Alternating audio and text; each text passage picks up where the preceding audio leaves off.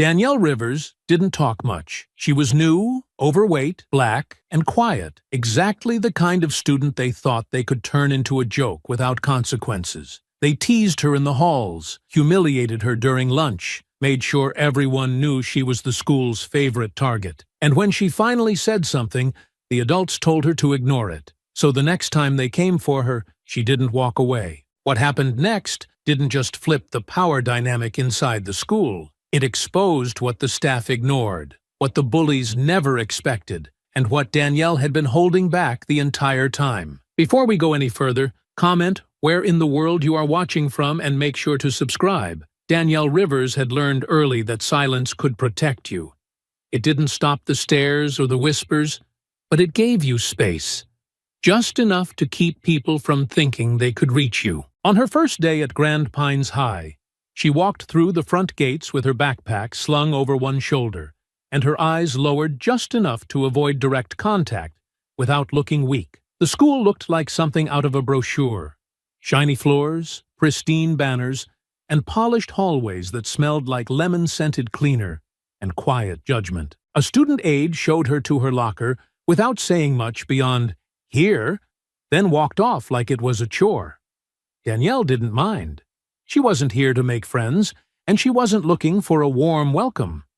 She just wanted to finish the year without drawing too much attention, without becoming a target again. But it didn't take long. The tension settled on her shoulders before her second period. A cough behind her sounded suspiciously like a pig snort. Then another one. When she turned, two boys in varsity jackets walked by laughing, eyes locked on her. One of them nudged the other. "Careful," he said, loud enough for her to hear. "Earthquake zone."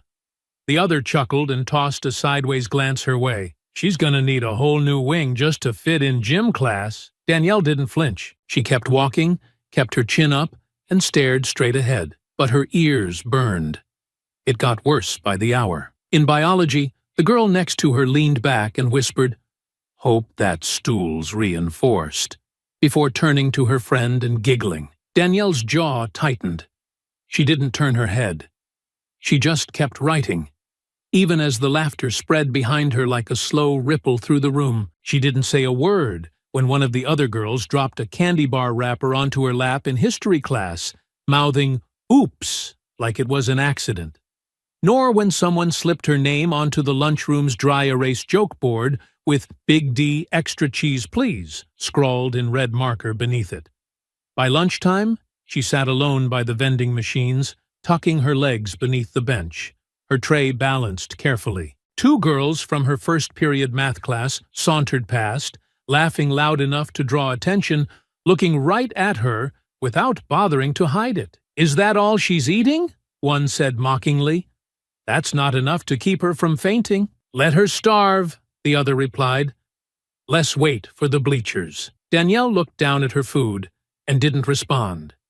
She didn't move until they were gone. She picked up her tray, dumped it without a word, and left the cafeteria with her back straight. In gym, the cruelty turned deliberate. When her name was called during roll, someone oinked behind her. The sound was sharp, cutting through the echo of sneakers and bouncing balls.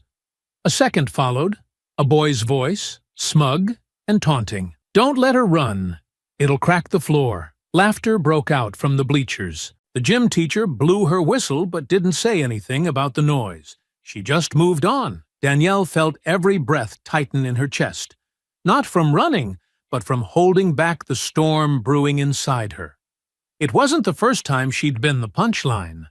But Grand Pines wasn't just another school.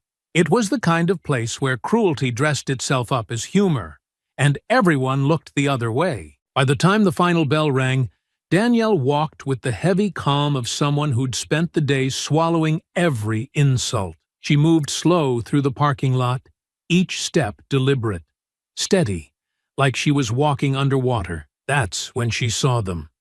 3 girls leaning against the flagpole, their arms crossed, smug smiles painted across their faces, varsity jackets, matching lip gloss, and the look of girls who thought they ran the world. One of them tilted her head as Danielle approached, pretending to look thoughtful. "Think she can fit on the bus?" she said, loud and clear. Might have to get her own, the second girl smirked. Nah, just tie her to the roof like luggage. The third pulled out her phone and snapped a picture without shame. Smile, girl. You're gonna go viral. Danielle didn't stop walking. She didn't look at them. She kept moving, face still, hands in her pockets, eyes fixed on the sidewalk ahead. She crossed the street and kept walking until their voices faded behind her. But the picture, they'd taken that on purpose. And in that quiet moment, with her back to them and the sun casting long shadows across the pavement, she knew one thing for certain: tomorrow would be worse. Danielle didn't speak about it that night. She sat at the kitchen table while her aunt cooked, the smell of garlic and onions drifting through the house, music playing low in the background. She stirred her food slowly, not out of hunger, but for something to do with her hands, nodding now and then at her aunt's casual conversation, but offering little in return. Aunt Nia didn't push. She never did. She'd raised Danielle long enough to know that some things needed time before they were spoken out loud. The next morning, Danielle woke up earlier than usual and moved slower than she had the day before. There was nothing wrong with her body, no injury or sickness, but she felt like every muscle had absorbed the weight of yesterday's silence. She dressed carefully, hoodie zipped halfway, and tied her hair back the way she always did when she didn't want to be noticed. She walked into the school building with her head down, but her eyes alert, already scanning faces, already measuring the mood. The first sign came at her locker. Tucked into the slits in the door, crumpled just enough to make sure she'd have to touch them, were candy wrappers, Snickers, Twix, a pack of powdered donuts. She pulled them out and tossed them in the garbage without a word. A girl across the hall nudged her friend and whispered, "Guess someone's got breakfast?" The friend giggled and added, "Probably still hungry." Danielle didn't look at them. She didn't need to. She knew their faces already, the way their expressions barely changed when they said these things, like it wasn't meant to hurt, like it was all just part of the daily script. First period was quiet, but second brought more of the same. Someone had drawn a cartoon on the corner of the whiteboard, right where she always sat, a crudely shaped figure, big and round, with a speech bubble that said, "Feed me." No one said who did it. The teacher erased it without comment. But Danielle saw the smirks around the room. The joke had already done what it was meant to do. In the hallway between classes, she heard her name in a low chant from a group of boys near the water fountain. Danielle. Danielle. The rhythm was mocking, dragged out, said in the kind of sing-song voice little kids use to tease each other. When she passed them, one of them made a loud snorting sound and stepped back dramatically like she'd nearly stepped on his foot. "Damn, girl," he said, hands up like he was trying to defend himself. "Next time, warn us before you roll through." The others laughed, and one slapped the locker door for emphasis. Danielle kept walking, eyes fixed ahead, ears burning but her face still unreadable. Gym class was worse. The gym teacher made the mistake of letting the class choose teams again. Danielle stood in the same spot as always, arms folded over her chest, waiting. The line of captains, 2 boys and one of the girls who always hung around Kelsey, looked right through her. Names were called, people ran to their teams, and Danielle stayed where she was until the last pick was down to her and a boy with a limp. One of the captains sighed. "Fine," he said, pointing at Danielle. "Come on, just try not to fall on anyone." The comment drew more laughter than it should have. Danielle didn't respond. She just joined the team and played the game the same way she always did. Quiet, focused, holding herself back more than necessary just to avoid drawing more attention. When the game ended, someone called out, "We would have won if the floor wasn't slanted." And a second voice replied, "It's not slanted. It's just struggling under all that weight." In the locker room, Danielle took longer than usual to change, waiting until most of the others had cleared out. But 2 of the girls lingered behind, both of them standing by the sinks, fixing their hair and pretending not to notice her. She knew their names now, Brooke and Amber. They were always around the ringleader, always whispering, always smiling when someone else crossed the line. Amber glanced at her in the mirror and smirked. "You know," she said casually, brushing her hair back, "you could probably drop like 20 pounds if you just skipped lunch for a week." Brooke didn't even try to hide her laugh. "Try a month." Danielle finished lacing her shoes and stood up without saying anything. She walked past them like they were ghosts, like their voices didn't exist, like they hadn't already spent 2 days trying to chip away at something they didn't understand. By the time she reached her last class, her stomach hurt. Not from hunger, not from nerves, but from everything she hadn't said, from every response she held back. Then, just before the bell rang, it happened. A paper was taped to the front of her desk. She peeled it off slowly, eyes scanning the edges, then stopped when she saw her own face, poorly photoshopped onto the body of a pig, snout and all, underneath giant bold letters that read, "Grand Pines Annual Eating Contest, Special Guest Appearance by Danielle Rivers." She stared at it, then turned it over without a word and folded it slowly into a square. Her heart pounded, not from embarrassment anymore, but from something deeper, heavier, something ready to shift. Around her, the classroom buzzed with stifled laughter and the click of phone cameras. The teacher never looked up. Danielle didn't say anything. Not yet. But when she stood up and walked to the office, paper in hand, she wasn't walking like someone who was broken. She was walking like someone counting every step. Danielle walked into the office with the folded paper gripped tightly in her hand, her fingers pressing deep creases into the corner as if she needed to feel something solid, something sharp against her skin to stay steady. The front desk assistant glanced up from behind the computer, offered the same half-smile she gave everyone, and asked if Danielle needed a late pass. "I need to see Principal Warner," Danielle said, voice level, calm, in the way that only comes when someone has passed through the embarrassment, and landed squarely in quiet rage. The woman blinked, clearly not expecting that tone. "Is this an emergency?" "Yes," Danielle replied without hesitation. She was told to wait. 10 minutes passed, then 15. The woman behind the desk called into the back office again. Her voice hushed this time, and finally, the principal's door opened, revealing a tall man with a receding hairline and a face that always seemed mildly inconvenienced. He didn't smile when he saw Danielle. He just waved her in like he was already tired of whatever she was going to say. She stepped inside and stood in front of his desk while he sat down, adjusting the cuffs of his shirt like they were more important than the student in front of him. The office smelled like stale coffee and printer paper. Diplomas lined the back wall, and a stack of untouched yearbooks sat near the window. "Danielle, right?" he said. "What can I do for you?" She didn't answer right away. She unfolded the flyer carefully and placed it on his desk. His eyes flicked to it. He stared for a few seconds longer than she expected, long enough to read every word, to take in the image, the title, the laughter behind it. Then he looked up and offered a polite shrug that made her chest tighten. "Teenagers can be cruel," he said, "but the best thing you can do is ignore them.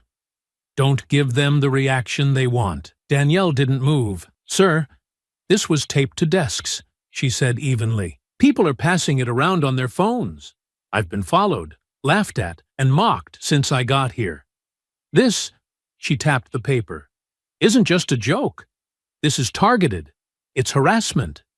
He leaned back in his chair, exhaled loudly, and gestured toward the paper like it was beneath his attention. "I understand it's upsetting," he said, "but part of being in high school is learning how to deal with people who don't always treat you well. If I punished every student who made a joke, this entire school would be suspended." Danielle's fingers curled into fists at her sides, but she kept her voice steady. "I'm not asking you to suspend anyone," she said. "I'm asking you to do something." "I am doing something," he said quickly. "I'm telling you how to handle it. Rise above it, Danielle. Don't let it get under your skin. They'll move on to someone else once they realize they're not getting a rise out of you." She stared at him, her heart thudding slow and heavy behind her ribs. She felt something sink inside her, not the pain of being humiliated, but the sharp, clean break that comes when you finally understand that no one is coming to help. "Right," she said, and turned to leave. He didn't stop her. He didn't ask for the flyer. He didn't even look up again. She left the office the same way she came in, silent, composed. But something in her steps had changed. The quiet she wore so tightly, the armor she thought would protect her, had cracked. And underneath it, something else had started to move. When she got home, she didn't speak. She went straight to her room, closed the door, and sat on the edge of the bed, staring at the floor. Her bag slumped beside her, shoes still on, hoodie bunched at the elbows. She stayed that way for a long time, frozen in thought, watching her own anger grow into something heavier than sadness. Her aunt found her like that just after 6. The gym had closed early, and she'd brought home takeout, expecting to eat on the couch and talk through the day like they usually did. But when she saw Danielle's face, her expression changed. "What happened?" she asked quietly. Danielle didn't answer at first. She just handed her the flyer, still slightly creased, the image still just as vile. Aunt Nia unfolded it slowly, her eyes narrowing as she took it in. "They put this up at school?" she asked. Danielle nodded. "They laughed. They filmed me." Nia's jaw tightened. She set the paper down carefully, then looked at Danielle with a stillness that came from years of fighting her own battles. "And what did the school do?" Danielle's voice was hollow now. "Told me to ignore it. Told me it was part of growing up." Nia didn't speak right away. She sat down across from her, the table between them now empty, but for that one flyer. Then she leaned forward and rested her elbows on her knees, voice low, steady. "You've been trying to walk quiet. I get that.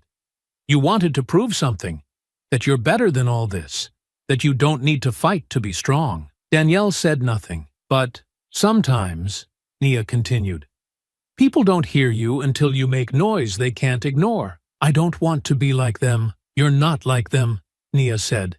"You never were. But you're going to remind them who they're messing with." Danielle looked up slowly. "Tomorrow?" she asked. Nia nodded once. "Tomorrow." Danielle walked to school without rushing, her steps even and steady, like every movement had already been decided before she left the house. Her aunt didn't say much that morning. She didn't need to. Danielle had barely touched her breakfast, but it didn't matter. There was no emptiness left in her, not the kind that came from hunger, anyway. What she felt was clearer than pain, sharper than shame.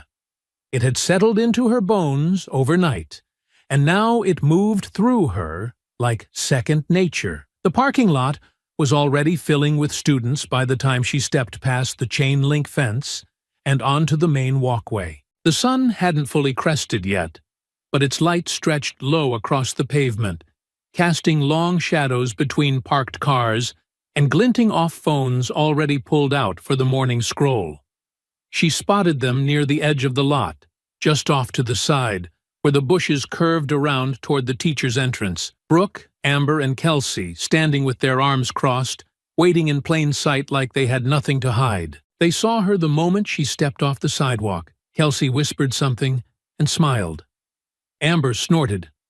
Brooke stepped forward, just enough to block Danielle's path, holding her phone like it was a microphone, and she was getting ready for a show. "Look who decided to come back," she said. "Wasn't sure you'd have the stomach for it.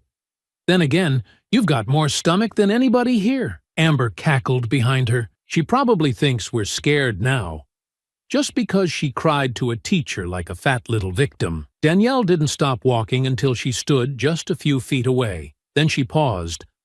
Not because she was intimidated, not because of their smirks or their phones, but because something in the air felt charged now, heavier than before. The noise of the parking lot dulled as students nearby turned to look.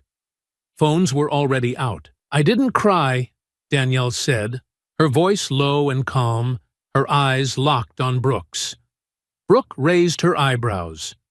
Really? Then what do you call storming off to the office with your pig flyer like some weak little charity case? I call it giving you a chance, Danielle said. But I guess you're not smart enough to take one. Kelsey let out a scoff. You seriously think you scare us? Please. You're just a joke with legs. Amber stepped forward now, circling slightly to Danielle's right. You got something to say? Say it, she said. Or are you just gonna stand there breathing hard and hoping we walk away? Danielle didn't flinch. Her hands stayed at her sides. She hadn't raised her voice. She hadn't raised a fist. You had your fun, she said. Now step aside. Brooke rolled her eyes. Oh, now she's giving orders. Then her face changed, tightened just a little. The smirk stayed, but her pride started to catch up to her mouth. She couldn't back down, not with a crowd watching. You want me to move? She asked, stepping closer, chin lifting. Then move me. Danielle didn't. She stood still, unmoving. Brooke shoved her.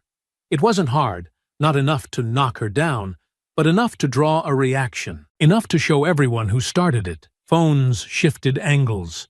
The crowd's murmurs turned sharper. Danielle took one step back to catch her balance. She blinked once, slowly. I'm not touching you, she said. But you touch me again. Brooke shoved her a second time, harder now, both hands out. Or what? Danielle didn't answer. Amber lunged from the side, trying to push her shoulder. Danielle stepped out of the way, sharp and clean, but didn't retaliate. Kelsey hissed, "Hit her already!" But Danielle still didn't move. Her voice didn't rise. "I'm warning you," she said. Then Brooke raised her hand.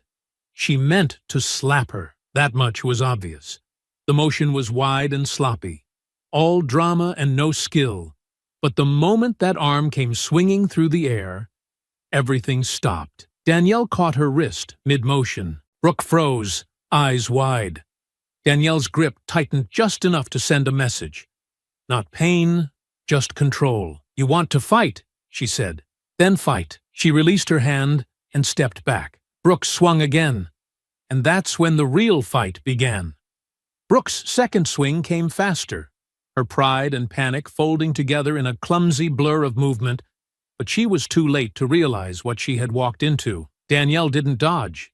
She didn't retreat. She stepped into the arc of Brooke's arm and let her body shift with practiced control, grabbing her elbow and pulling her forward just enough to break her balance before sending a tight, sharp hook into her ribs. It wasn't wild. It wasn't angry. It was deliberate. And it was devastating. Brooke stumbled backward with a sound somewhere between a gasp and a sob, clutching her side as her phone hit the pavement and skidded across the lot. The crowd sucked in air like a single lung, voices lifting as the shock rippled through them. But Danielle wasn't watching them. She was already turning, already catching the edge of movement, as Amber lunged with both hands raised like she was going to shove her again. She didn't get the chance. Danielle's hand flashed up and slapped Amber's arm away with a clean deflection before stepping in and delivering a body shot to her midsection. Tight, compact, all power behind the hips. Amber's feet left the ground for a moment, breath flying out of her in a wheeze as she dropped forward. Danielle stepped back as Amber crumpled beside Brooke, both of them groaning, hands on their stomachs, completely stunned by how fast it had happened. Kelsey was still standing. Her eyes were wide, her mouth open, one hand clutching her phone, the other hanging limp at her side.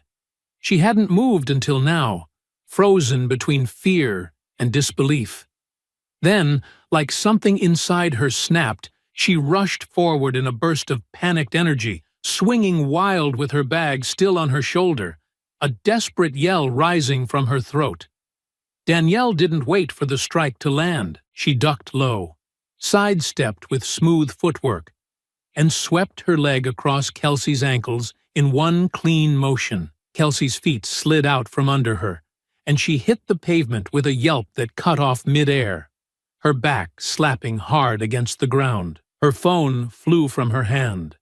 Her bag twisted under her side. She lay there, dazed, chest heaving, face flushed with pain and confusion. All around them, The crowd had pulled into a wide circle, some students frozen, others with phones up and recording every second. No one stepped in.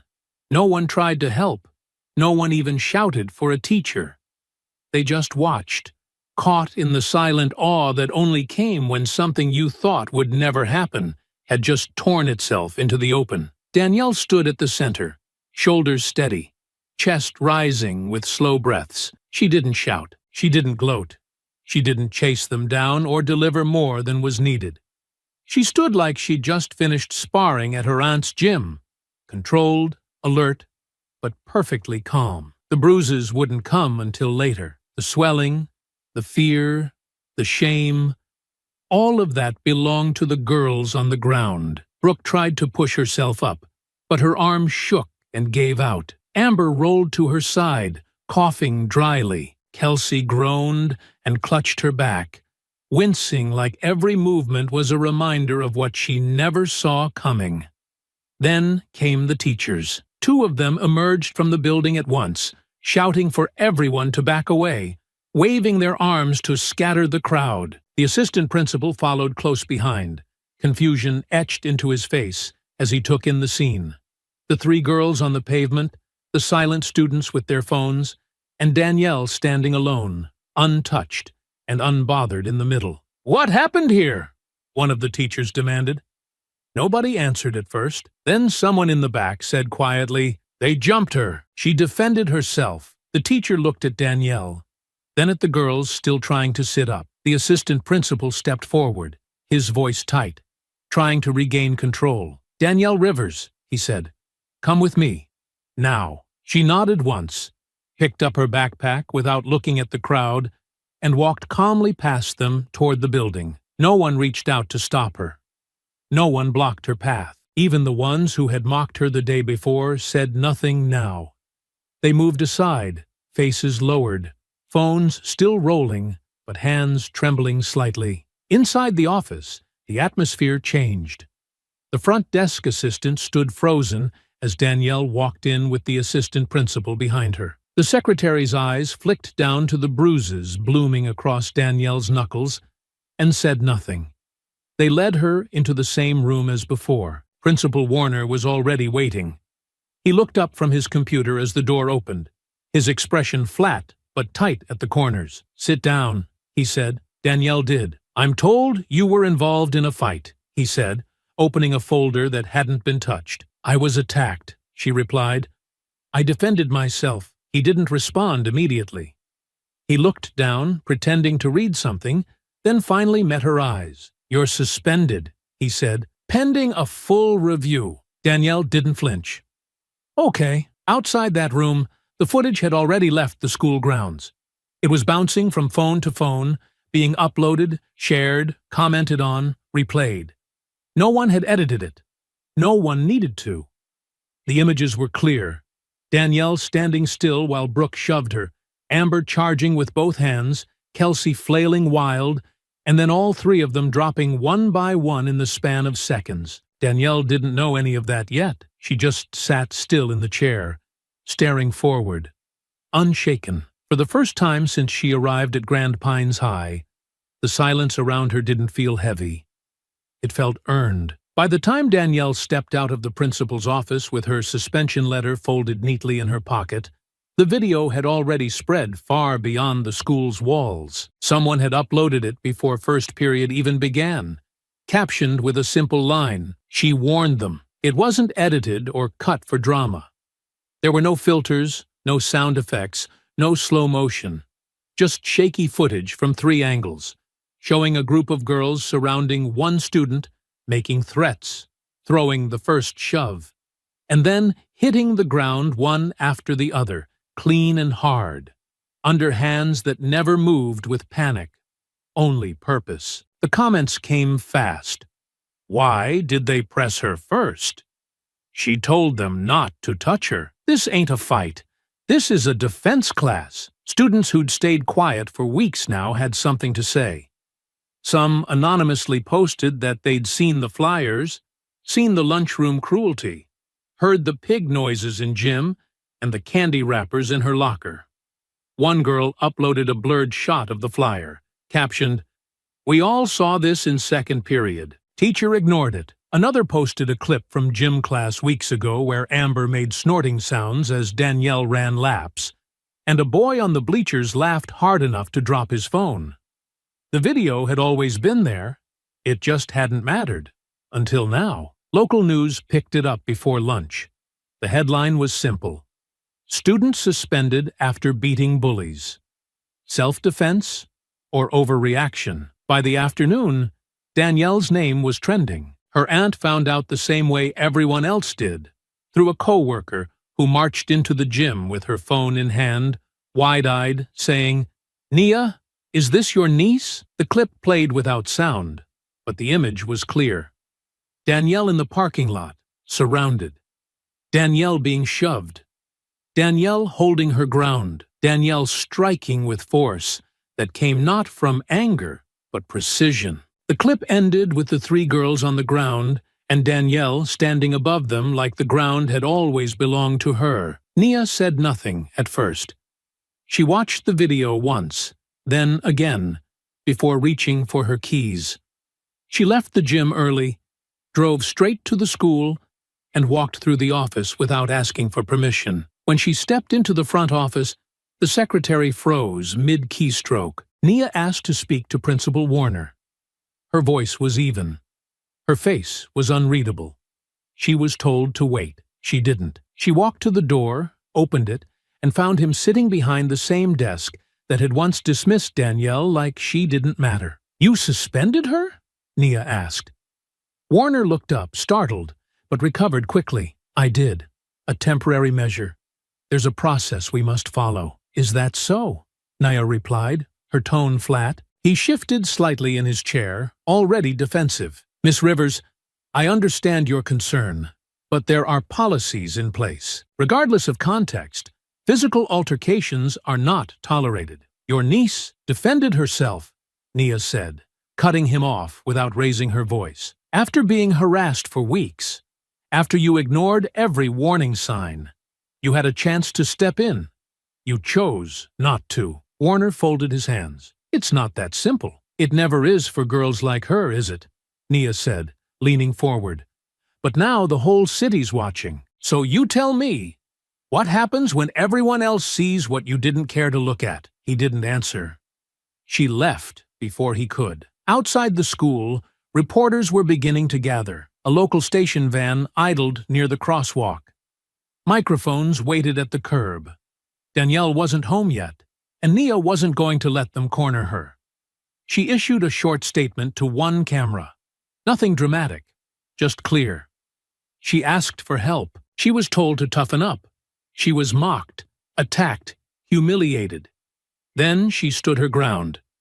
Now everyone wants to talk. Good. Let's talk. That was all it took. Parents started calling the school board. Some were angry that their children had been present.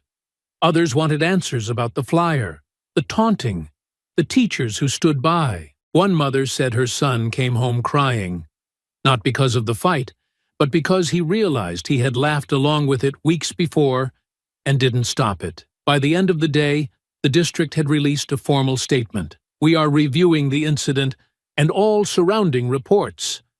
Student safety is our highest priority." But no one believed that. Teachers started whispering in the break room. One counselor told a colleague she'd flagged the bullying weeks ago, and nothing was done. A substitute teacher admitted she saw wrappers being thrown in the cafeteria and chose not to escalate. The silence was cracking, one person at a time, because now the story had witnesses. Now there was proof. Danielle stayed home the next day. She sat at the kitchen table with her aunt, phone off, eyes focused on the window, while the world spun around her name. She didn't speak much. She didn't need to. Every message that came in, every headline, every reposted video told the story louder than she ever could. Nia passed her a plate and said simply, "Eat. You've got to keep your strength." Danielle nodded and picked up her fork. Outside, the world had started to notice her. Inside, for the first time in a long while, She felt still. The calls didn't stop after the first day. They came in waves, some from reporters, some from strangers, but more and more from parents. Some furious, some apologetic, others demanding to know why their kids hadn't said anything sooner. But beneath the noise, something else had begun to take root, a slow unraveling inside the school, quiet and careful, but spreading like a crack in glass. Teachers who had stayed silent were now being questioned. Screenshots and videos from previous weeks started surfacing. And in the center of it all, Danielle's name kept rising, no longer as the girl who got mocked, but as the girl who finally fought back. The school board announced an investigation. The superintendent scheduled interviews with staff and students. A quiet internal audit began behind closed doors. It wasn't a confession. It was a shield, a way to say they were doing something before they were forced to admit how much they had ignored. But not everyone was interested in reflection. Late Saturday morning, Nia opened the door to find two women and a man standing on her porch, their faces tight with anger and eyes already scanning the house like they were looking for something to blame. She knew their type before they even opened their mouths. Suburb-polished, expensive sunglasses tucked into collars, posture that screamed control. The woman in front, Brooke's mother, didn't bother with a greeting. "Your niece assaulted my daughter," she said, voice sharp enough to cut air. Nia didn't move. She held the door steady with one hand, the other resting calmly at her side. "She defended herself," she replied. "She put her in the hospital," the second woman snapped, Amber's mother, eyes glossy with fury. "A cracked rib and a concussion. You think that's just defense?" The man, Kelsey's father, stepped forward, voice deeper but no less pointed. "She's lucky we haven't pressed charges." Behind them, a car idled in the driveway. Danielle, who had been helping in the backyard, came around the side of the house and froze when she saw them. Her hands were still dusty from the soil, her hoodie sleeves rolled to the elbows. The parents turned toward her immediately. "You think this makes you some kind of hero?" Brooke's mother demanded. "You attacked 3 girls in front of the whole school. You think that makes you brave?" Danielle didn't answer. "You're not brave," Amber's mother hissed. "You're violent, you're dangerous, and you don't belong in a school with other kids." Nia stepped outside now, shutting the door gently behind her. "Say whatever you came to say to me," she said, voice calm but edged. "You don't speak to her. Then maybe you should have taught her better," Kelsey's father said. "Instead of teaching her how to fight like a street thug." "She knows how to protect herself," Nia said, "because girls like yours have been taught how to humiliate without consequences." Brooke's mother shook her head. "You don't get to spin this. You raised a bully. And now everyone thinks our girls are monsters. They made themselves monsters," Nia replied. "Danielle didn't put those flyers up. She didn't throw wrappers in lockers or mock people in gym class. She didn't start filming and laughing when someone was hurting. All she did was stop pretending she could take it." "You should be ashamed," Amber's mother spat. "If it were my daughter who'd done that to someone, I'd drag her to every house in town to apologize." Nia took one step closer. "If your daughters had apologized instead of escalating, this never would have happened. But they pushed. They shoved. They swung first. And now you're here trying to rewrite it. You think this ends well for her?" Brooke's mother asked. "This attention won't last. People forget, but our daughters will remember, and so will we." Danielle, who had remained still the whole time, finally spoke. "Good," she said. "Remember it exactly how it happened." The parents turned back toward her, eyes narrowing. "I warned them," she said. "I asked them to stop. I walked away. I gave them every chance. They made their choice." Brooke's mother stepped forward like she wanted to say more, but something in Danielle's face stopped her. Not anger, not smugness, just certainty. Kelsey's father straightened his shirt and glanced back at the car. "This isn't over," he muttered. Nia smiled slightly. "No, it's just getting started." They left without another word. The next day, a formal complaint was filed. 3, actually, each from a different household, each demanding disciplinary review and threatening legal action. But the videos wouldn't go away. The public had seen too much, and every new accusation only led more people to look deeper into what the school had allowed. In the following week, 3 students testified in a closed-door meeting with the school board. All 3 confirmed Danielle's story. One of them, a sophomore named Aaliyah, brought printouts, screen grabs of group chats, images of the flyers, even a video taken days before the fight, showing Brooke making pig noises as Danielle walked past. The school board had no choice but to expand the investigation.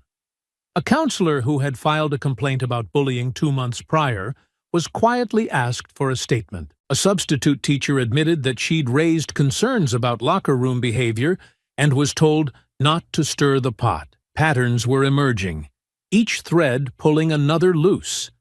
The principal hadn't commented publicly, but his silence had started to speak louder than anything else. The school board meeting took place on a Thursday evening, behind glass doors in a room that usually held planning discussions and budget talks, not public scrutiny. But that night, the room was packed. Parents sat shoulder to shoulder in stiff chairs, some holding printouts of the video, others with folded arms and tight mouths. Teachers stood at the back near the walls, eyes low but listening. Reporters lined the far side, cameras tucked against their shoulders. And behind the board members' polished table, Superintendent Latham cleared his throat, adjusted his papers, and read from a prepared statement. "We are here," he said, "because our system failed to protect a student." No one interrupted. The week leading to the meeting had been relentless. Evidence piled up faster than they could respond. Students submitted statements describing what they'd seen and heard. Parents forwarded screenshots from group chats. Even teachers, quiet at first, began speaking in confidence, describing a culture where certain students were allowed to do as they pleased, so long as they came from the right families, smiled in the right places, and didn't draw too much attention to themselves. A senior math teacher admitted that complaints about Brooke and her circle were dismissed at staff meetings. A janitor turned in a stack of confiscated flyers he'd collected from the bathrooms over 2 weeks, unsure at the time what to do with them, but now relieved he hadn't thrown them away. The board didn't make a dramatic announcement that night.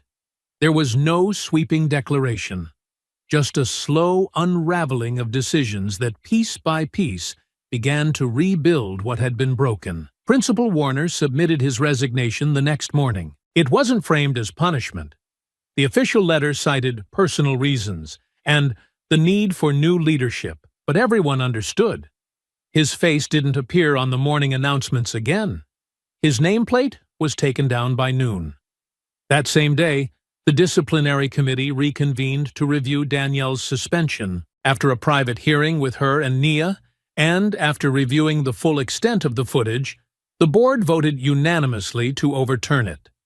The next message came to Nia by email, short and formal. Danielle Rivers' suspension is lifted effective immediately.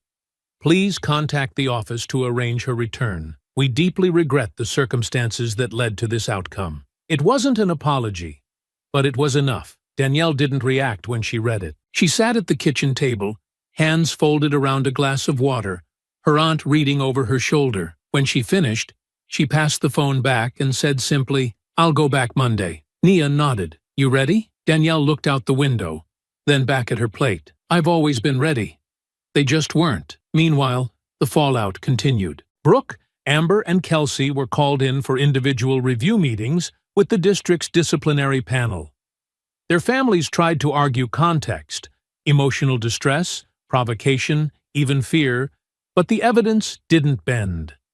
Footage, witness accounts, and prior complaints painted a picture too clear to dismiss.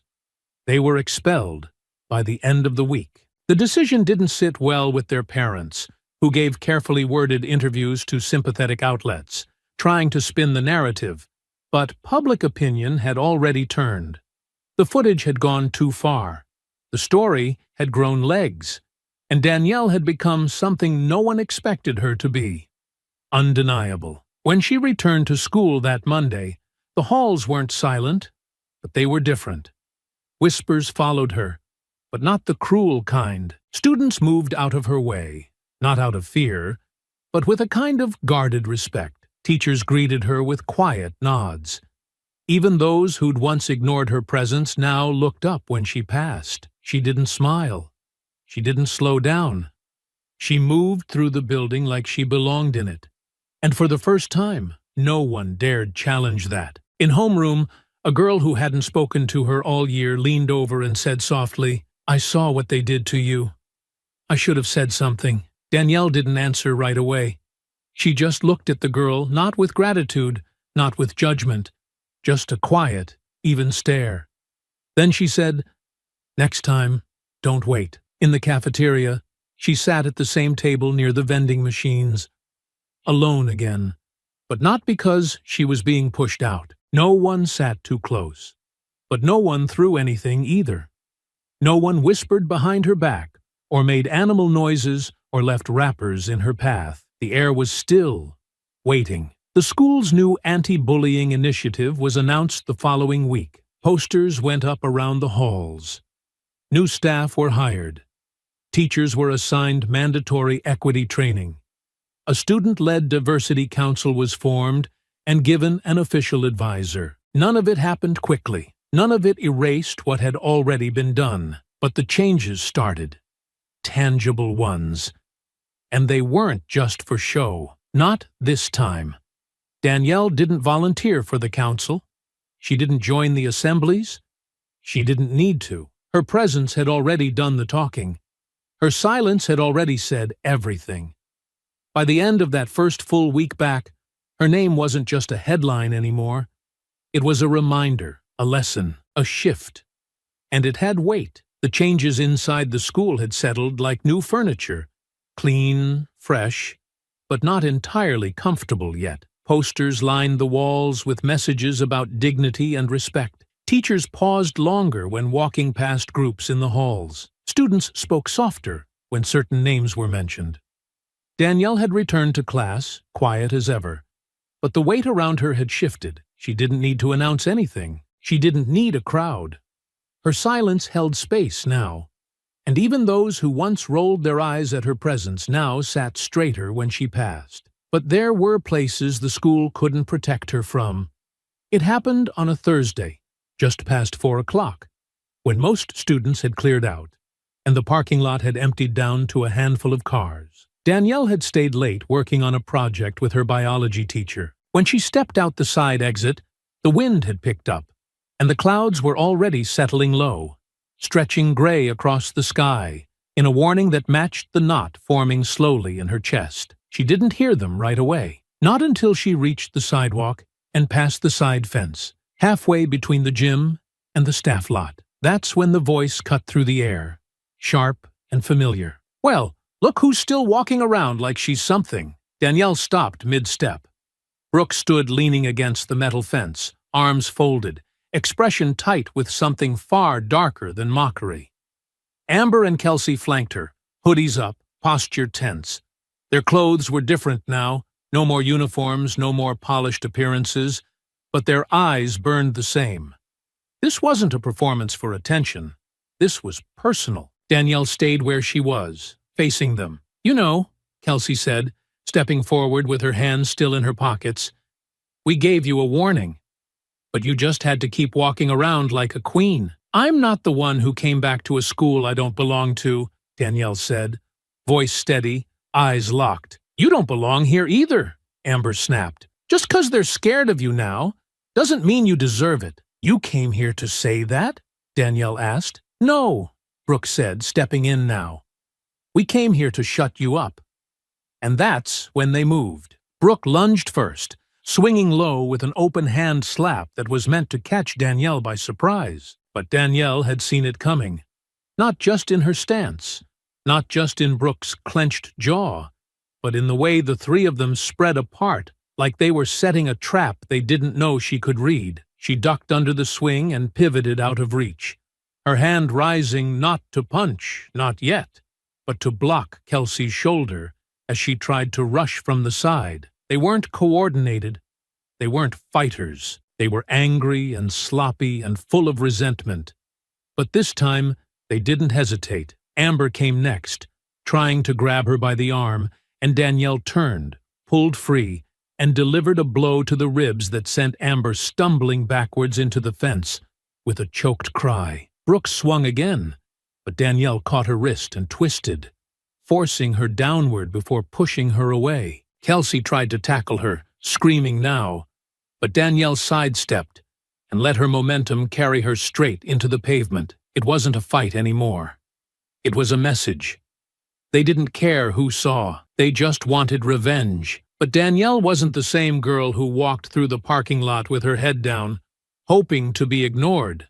She wasn't quiet anymore because she was scared. She was quiet because she didn't need noise to prove who she was. Brooke lunged again, wild with frustration, and Danielle met her with a straight punch to the jaw. Brooke dropped. Amber stayed down, still wheezing. Kelsey tried to rise, but Danielle stepped closer, standing over her. "Don't get up," she said.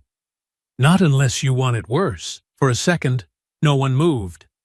Then the silence broke, with the sound of a car door slamming in the distance and footsteps approaching fast. A teacher who had stayed late stepped out from behind the gym doors, eyes wide as she caught sight of the scene.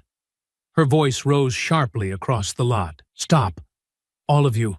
Don't move." Danielle stepped back immediately, hands open, breathing hard, but still in control. The girls didn't say anything. They didn't try to explain. They just sat where they fell, bruised and breathing heavy, while the teacher pulled out her phone and called the office. Security arrived first, then an assistant principal. Then, a few minutes later, the school resource officer. Questions were asked. Notes were taken. Names were written down. Danielle didn't raise her voice. She told them what happened. She didn't try to embellish. She didn't try to soften it either. The officer looked at the other girls, then back at Danielle, then down at the scraped pavement and the bruises starting to show. "This isn't a school issue anymore," he said. "This is going to be police business." Danielle didn't blink. "Okay," she said. It wasn't the first time they'd tried to break her. But now, someone else would be writing the report. The police interviews started that same evening, first at the school, then at the station. No one was taken in handcuffs, but it was clear from the way the officers spoke that this was no longer being handled as schoolyard drama. Danielle sat in a private room with Nia beside her. The officers' questions measured but firm, each one repeating the timeline, the location, the number of people, the words exchanged before the first swing. Danielle answered every question without hesitation, without rushing, her tone level and her gaze steady. Nia didn't interrupt, didn't offer input unless asked. She just sat with her arms folded and her eyes fixed on the officer, like she was taking mental notes of every sentence spoken. The officer closed his notebook after an hour. "You're not under investigation," he said. "From the footage and what we've gathered so far, you acted in self-defense again. But this time it's different. They were expelled. They came back. That makes this criminal trespassing at minimum." Danielle nodded slowly. "I didn't go looking for them." "We know," the officer said. "But now they've crossed a different line." Across town, another conversation was unfolding, this one behind closed doors in the offices of the Bullies' parents, where lawyers had been called in and voices raised over phone calls and paperwork. The moment the police became involved, the tone shifted from indignant to cautious. It was one thing to spin a school fight into victimhood. It was something else entirely when charges were on the table. Trespassing, assault, intent to harm. The labels didn't sound like teenage mischief anymore. By Friday morning, the story had made another leap in coverage. Expelled students return, attack teen again, police now involved. The article ran with screenshots from the second video, one of Danielle blocking a strike, another of Amber on the ground near the fence. Commentary flooded in across platforms, sharper now, angrier. People wanted accountability. Not just from the girls, but from the families that had allowed it to escalate twice. Danielle walked through school that day with more eyes on her than ever. Some were supportive, some uncertain, some just waiting for something to happen next. But the difference now was that no one dared speak around her like they had before. Whispers fell short. Phones stayed lowered. The students who once circled her to mock now gave her space, not out of fear, but because the balance had changed, and everyone could feel it. In third period, the teacher paused the lesson briefly to make a comment that wasn't in the textbook. "I just want to say," she began carefully, "that we should be thinking about what we allow to go unchecked. That silence isn't neutral. It's permission." She didn't say Danielle's name, but no one had to ask who she meant. By the end of the day, Danielle was called to the office, not by the principal, but by a member of the district's legal team who had come in to oversee next steps. She entered a small meeting room with her aunt, who had arrived minutes before, and sat across from two officials, one from student safety, one from compliance, both looking tired but serious. They spoke for almost an hour, asking for details that the police had already taken, but wanting their own version for internal records. There was no suggestion of punishment this time, no mention of suspension or code of conduct violations, only confirmation of the timeline, of who had said what, of how Danielle had responded, and when. "We want to make sure you feel safe returning to campus," the woman from student safety said. "I'm not scared of them," Danielle replied. "No," the woman said, her voice softer now, "but it's our job to make sure you don't have to be." Outside that room, the school board had already started discussing what additional measures would need to be taken. The former principal's name resurfaced. Questions about what signs he ignored, what patterns he failed to report. An internal audit revealed missed warning signs, dismissed staff concerns, and records of complaints that had quietly disappeared from files. Meanwhile, the police department submitted their report to the district attorney. 3 separate charges were filed, one for criminal trespassing, one for attempted assault, and one for conspiracy to cause harm on school grounds. The words sounded heavy in court language, but they matched exactly what the second video showed. Danielle didn't cheer when she heard the news. She didn't smile. She sat at home with the report open on her aunt's tablet, reading through the language slowly, making sure she understood every word. "They're going to have to stand in court now?" she asked. "Yes," Nia said. "There'll be a hearing." Danielle nodded. Good. There was no celebration, no sense of victory. Just the stillness that came with finally being believed. Outside, the air had started to shift. The same students who once avoided eye contact had begun to speak. Not to Danielle, always, but around her, carefully, like they were testing how to exist in this new climate, where silence wasn't an option and cruelty didn't stay hidden. One student left a note on Danielle's locker that said, "We saw it. I'm sorry it took this long." She didn't respond. She didn't need to. The damage had been done. But so had the change. And it wasn't done yet. The hearing date was set for the following month, but the fallout started much sooner. The girls' families, once loud in their defense, had gone quiet after the charges were announced. The press releases stopped. The social media posts were deleted. Even their lawyers began advising a different tone. Less blame, more regret. But the damage was already done. The second video had erased any doubt that lingered after the first. Whatever story they tried to spin now sounded like noise. Danielle still went to school every day, just as she had before. She walked the same halls, sat in the same classrooms, kept her head level and her voice measured. But the conversations around her had shifted again. Not just about her, but about the school, the district, and the long list of questions nobody could keep ignoring. A local advocacy group began organizing meetings with parents. Students started writing essays for their English classes on school accountability, on bystander silence, on how culture is shaped not just by rules, but by what gets overlooked. The district superintendent called a press conference midweek, standing stiff in front of the same podium that had once been used for announcing sports achievements and honor roll updates.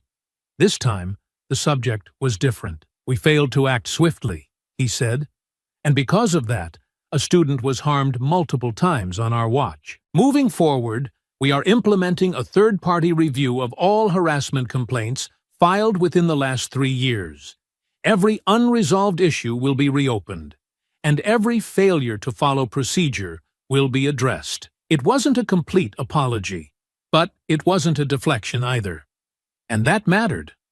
The next day, Danielle was pulled into another meeting, this time at the district office. Nia came with her, like always. They sat across from a new face, a compliance investigator from the county office, sent in to handle the legal crossover now that the situation was straddling both education and criminal codes. "We're not here to ask the same questions," the investigator said. "We're here because your name's been tied to something much bigger than a fight." Danielle didn't react. She just listened. The investigator continued. "Your school had complaints about bullying that never reached our department. We have reason to believe some of those records were buried or ignored, and you're not the only student who was targeted." Danielle's eyes narrowed slightly. "So what happens now?" "We build a case. We interview more students. We find out how deep this goes." Nia leaned forward. "And what do you need from her?" "Nothing she hasn't already done," the investigator said. She spoke up. She told the truth. That's more than most people manage. Later that evening, Nia got a call. This time not from the school, not from a reporter, but from Brooke's father. He didn't yell. He didn't threaten. He asked for a meeting. "We need to talk," he said. "Not about the girls.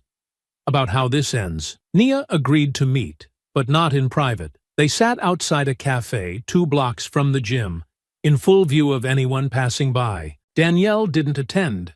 She didn't need to. This wasn't her conversation. He came alone. Suit jacket slung over his shoulder, face drawn with exhaustion. He didn't touch the coffee he ordered. He didn't look Nia in the eye for the first few minutes. "We're not trying to avoid accountability," he said. "We just want to keep things from getting worse." "They already did," Nia said. "Your daughter put her hands on mine twice." "She made a mistake," he said. "She made a choice," Nia replied.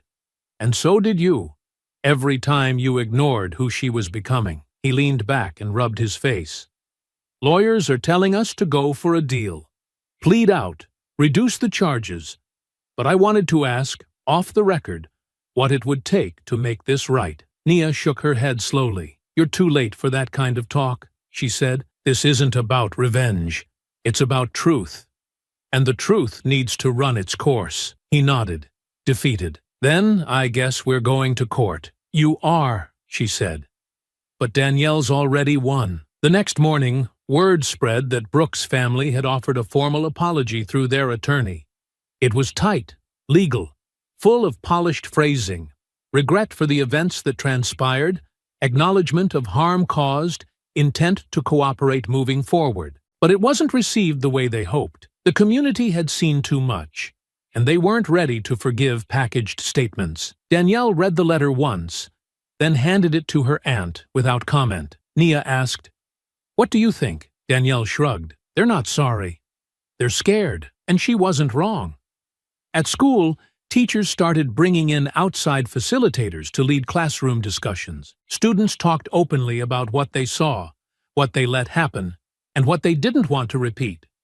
One senior said aloud in government class, "We talk about rights all day long, but we never talk about what it means when schools look the other way." The teacher didn't answer. Danielle didn't say anything either. She didn't need to. The silence that used to surround her had changed again.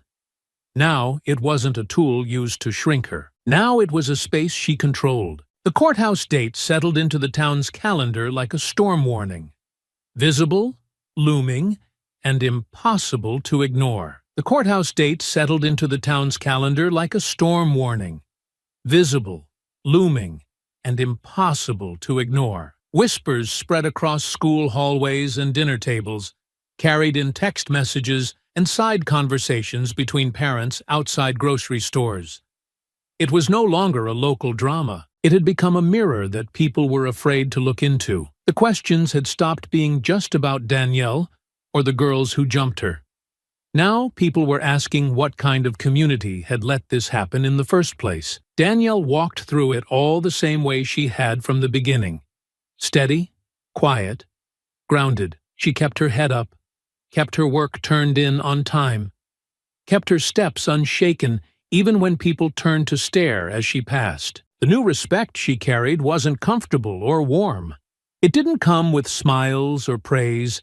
It came with distance, with caution, with the kind of silence that followed someone who had exposed something ugly in a place that wanted to pretend it was clean. But Danielle had never cared about comfort. She had spent too long learning how to carry herself through spaces that weren't made for her to ask for ease now. Outside of school, the pressure was closing in on the three families who had once laughed at the thought of consequences. Amber's older brother, a college football player, had his scholarship reconsidered after photos of him posing with the girls surfaced online. Kelsey's father, a local insurance agent who once boasted about knowing the mayor, found himself fielding quiet phone calls from clients, asking if his name would be in the papers again. Brooke's mother, once president of the school's booster club, had stepped down without a word. Her name no longer appeared in PTA emails. What began as arrogance had soured into paranoia. And then the threats started. It began with a voicemail. No name, just a voice that said, "Keep pushing, and it won't end in court." Danielle's aunt reported it immediately. The officer who took the report looked genuinely unsettled. Then came a note slipped into their mailbox, words typed and unsigned. "You made your point. Back off. Let it die." Nia handed it straight to the detective assigned to the case. No hesitation, no panic, just a clean chain of custody and a face that said she wouldn't be moved. Danielle didn't say much about it. She sat on the couch with her legs tucked under her, the envelope still sealed in an evidence bag on the kitchen table. Her eyes were steady, focused not on the threat itself, but what it confirmed. "They're scared," she said finally. "That means they're losing." In the days that followed, more fractures began to show. A student who had once laughed behind Danielle's back now avoided eye contact completely. Another quietly asked if she needed help with her project in English class. A few younger students had started mimicking her silence, not out of fear, but because it gave them permission to stop pretending. And across the school, something deeper was beginning to shift. The counselor who had once flagged the bullying and been ignored was now helping lead weekly meetings with students who had experienced harassment. Teachers who had brushed things off before were now stepping in more quickly, asking questions, making notes. The changes weren't loud or flashy, but they were real, and they were because of her. But pressure builds even under progress, and one morning, just a week before the hearing, Danielle stepped into the school lobby and found a group of students standing beside the lockers. 3 girls, none of whom had ever spoken to her directly, holding up their phones with a flyer on the screen. Another fake eating contest. A new one. Different title. Same mockery. No one had printed it. It was being shared quietly, through airdrop and private group chats. Someone had tried to start it all over again. Danielle looked at the image. She didn't flinch. She didn't speak. She just turned and walked to the office, calm and clear. This time, there was no hesitation. The dean met her halfway. The flyer was pulled from 3 phones on the spot. The student responsible, an underclassman from another grade, was suspended before 3rd period ended. And within 24 hours, the district released a statement calling the incident part of an ongoing effort to intimidate a student engaged in legal proceedings, and promising full cooperation with law enforcement. Danielle sat in the back of the library when she heard about the suspension. Her shoulders didn't move. She didn't react. She had learned not to take comfort in fast actions. What mattered wasn't punishment. What mattered was that they didn't think she'd fold. That night, as the sun dropped low and shadows stretched long across the living room floor, Nia sat beside her and looked out the window. "They're going to keep trying," she said. "Even after the hearing, people like that don't stop easy." Danielle nodded once. "I'm not going anywhere," she said. And she meant it. Whatever came next, she would face it the way she always had. Head on, steady, unshaken, with nothing to prove and nothing to hide. The next time they said her name, they would remember why they'd started whispering in the first place. The courtroom was smaller than people expected, tucked into a second-floor corner of the county courthouse, with faded chairs, dull walls, and a clock that ticked too loudly once everyone had settled in. But what the room lacked in size, it made up for in weight. Reporters lined the back wall, notebooks ready, but cameras forbidden. A few parents sat in silence near the middle row, some with crossed arms, others with folded hands and tight expressions. School administrators were seated near the side, flanked by district representatives who had learned, by now, to let their attorneys do most of the talking. Danielle sat at the front beside her aunt, her hands folded neatly in her lap. Not nervous, not excited, just ready. The girls sat across the aisle, separated by their respective lawyers, none of them looking at her. Their posture said everything. Shoulders pulled in, eyes lowered. Not one of them carried the smugness they once flaunted. They had lost that when the police report was filed. What remained now was dread. The hearing began with a soft-spoken judge who read through the charges without drama: criminal trespassing, attempted assault, and coordinated harassment on school grounds while knowingly barred from the premises. The phrasing was formal, but Danielle knew what it meant. It meant they came back when they weren't supposed to. It meant they laid hands on her again.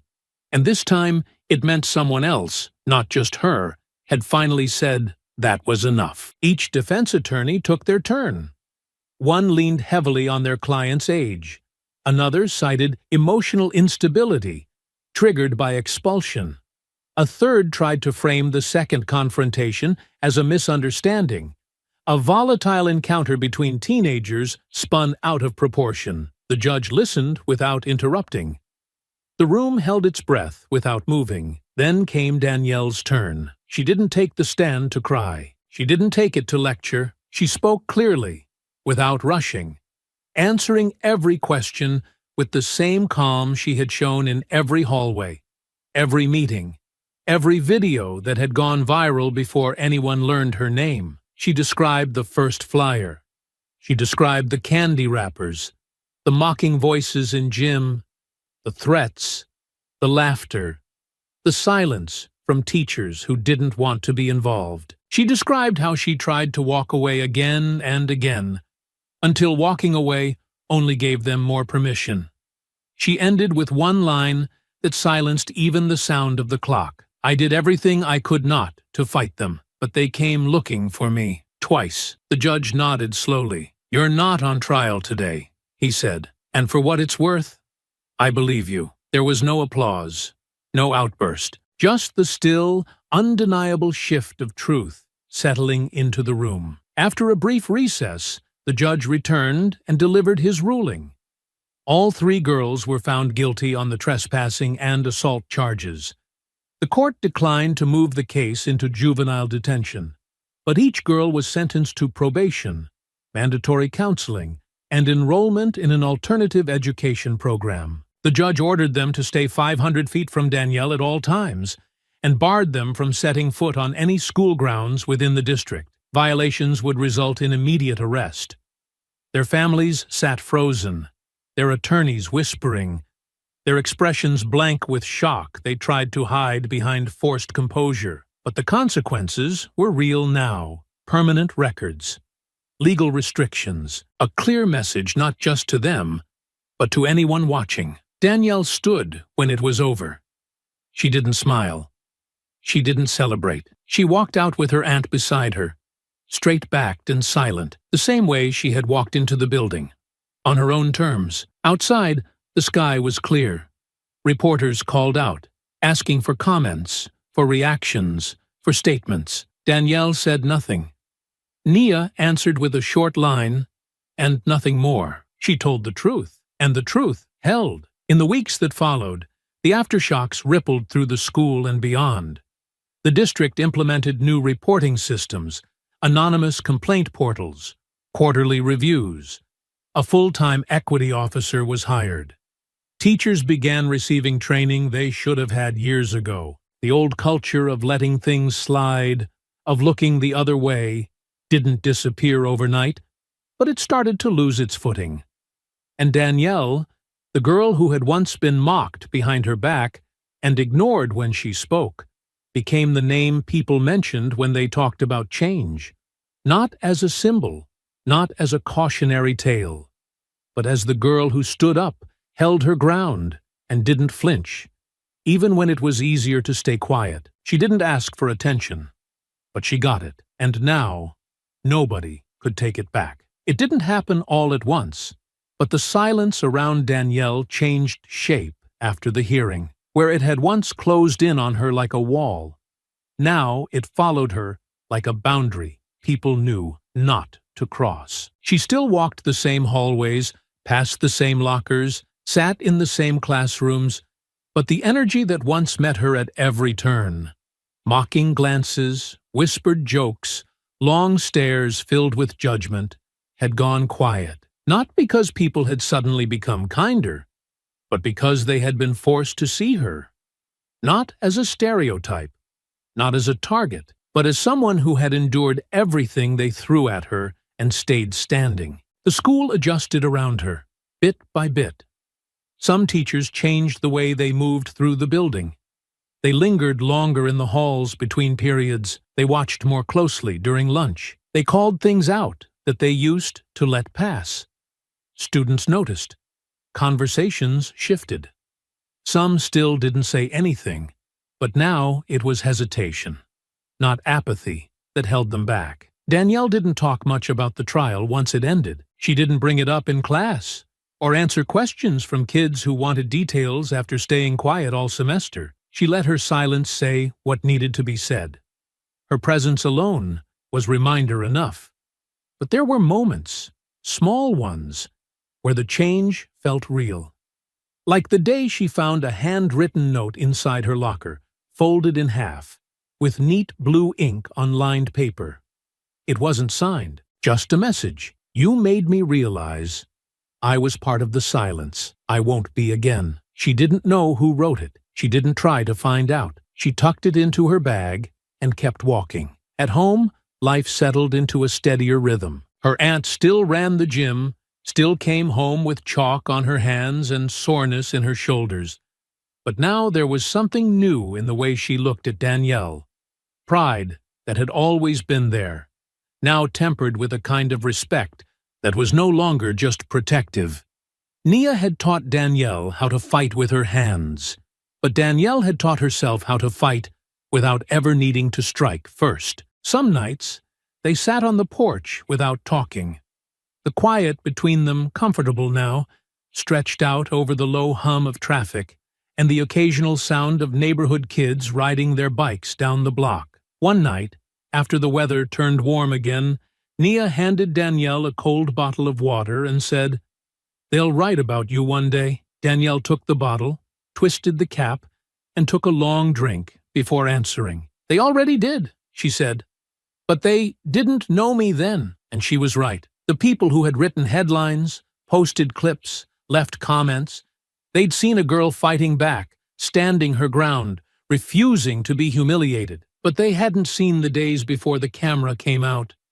The weight of holding it in, the nights of wondering if it would ever stop, the bruises no one bothered to look for, the strength it took to show up anyway. Now, they knew. As for the girls, Brooke, Amber, and Kelsey, their lives had taken a sharp turn. They were no longer welcome at Grand Pines or any school in the district. They were transferred to an alternative program far across town, stripped of their social standing, their reputations tarnished beyond quick repair. College applications would ask about their record. Job interviews would pull their names from search engines and see the articles. They weren't just suspended anymore. They were known, and for the first time, they would have to live with the weight of being watched. Danielle didn't celebrate their downfall. She didn't need to. She had learned that justice wasn't about revenge.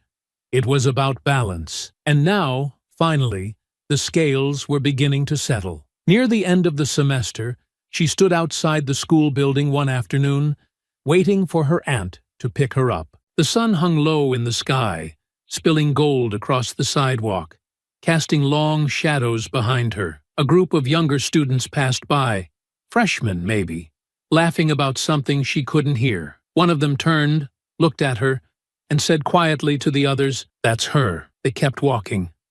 No jokes followed, no laughter.